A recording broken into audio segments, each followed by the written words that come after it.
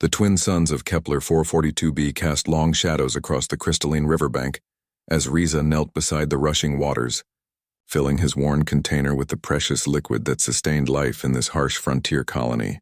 At 17, he had learned to move quietly through the world. Orphans who drew attention rarely survived long on the outer rim settlements. The sound of distressed chittering made him look up from his task.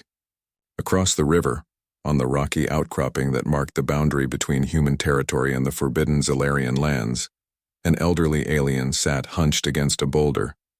Even from this distance, Riza could see the creature's distress. Its forearms gestured weakly, and one of its legs appeared twisted at an unnatural angle. The Zalarians were a mystery to most humans.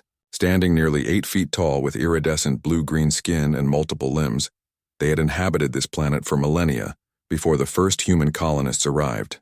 The two species maintained an uneasy truce. Humans stayed on their side of the river, Zalarians on theirs. Breaking this boundary meant exile or worse. But as Riza watched the alien struggle to rise and fail repeatedly, something deep within him stirred. He had been helpless once, too, when his parents died in the mining accident that left him alone at age 12. No one had helped him then. The colony administrators had processed him through the system with cold efficiency, but it was the small kindnesses of a few individuals that had kept him alive. A share of rations here, a warm blanket there, words of encouragement when despair threatened to consume him. Without allowing himself time to reconsider, Riza waded into the frigid river.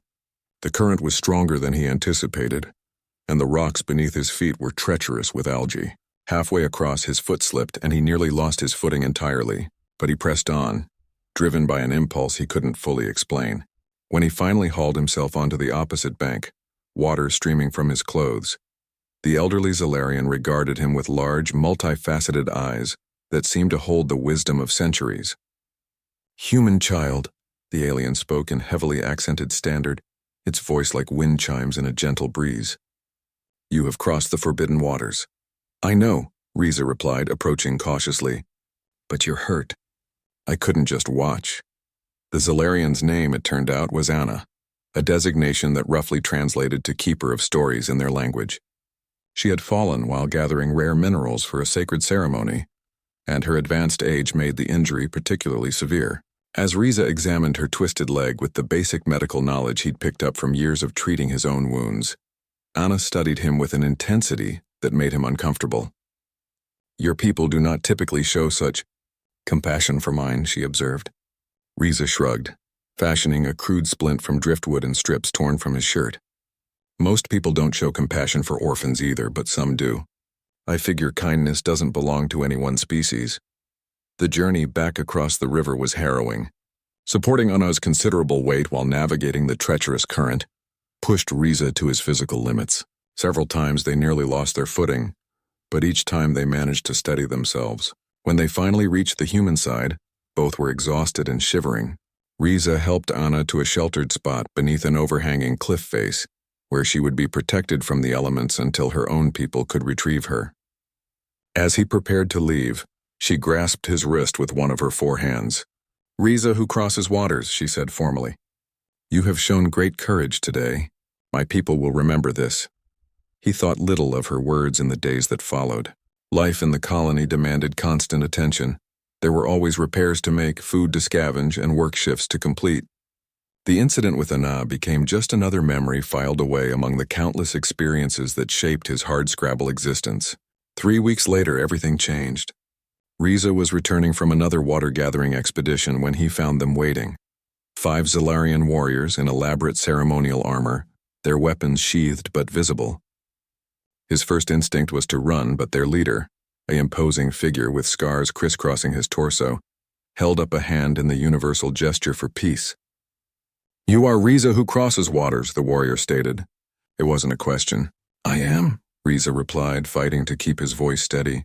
"I am Thane Commander Vexhai of the 7th Brood. Elder Anna has spoken of your deed. She lives because of your intervention, and our people do not forget such debts." What happened next defied everything Riza thought he knew about interspecies relations. The Zalarians had come not to punish him for crossing the boundary, but to offer him something unprecedented, a place among their people. They had watched the human colony for years, observing the casual cruelty with which orphans and outcasts were treated. Anna's rescue had demonstrated qualities they valued above all others: courage without expectation of reward, compassion that transcended species barriers, and the willingness to risk everything for a stranger's well-being. Our young ones could learn much from your example, HFY explained. And you could learn our ways, share our knowledge, become a bridge between our peoples. The offer was staggering. The Zolarians possessed technology and understanding far beyond human capabilities. Their cities were marvels of biotechnology. Their medicine could extend life for centuries, and their philosophy emphasized harmony with the natural world in ways that could transform how humans approached colonization. But more than the material benefits, they were offering him something he had never had: a family, a place where he truly belonged. As Riza looked at the assembled warriors, he realized that his simple act of kindness had rippled outward in ways he never could have imagined.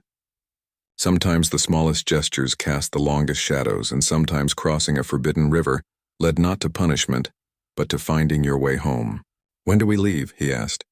HFY's expression, as much as Riza could read it on an alien face, seemed to convey approval.